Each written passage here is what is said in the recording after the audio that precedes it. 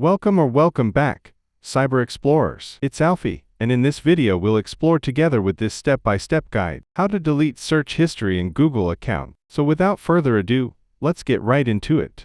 Go to Google and click on your profile picture in the top corner. Click on Manage your Google account. Select Data and Privacy from the sidebar.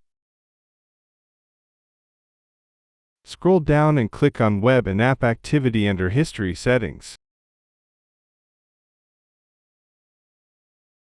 Click on Manage Activity.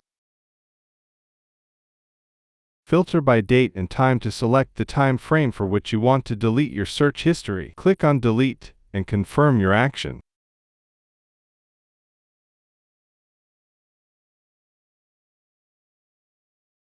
This will delete the selected search history from your Google account.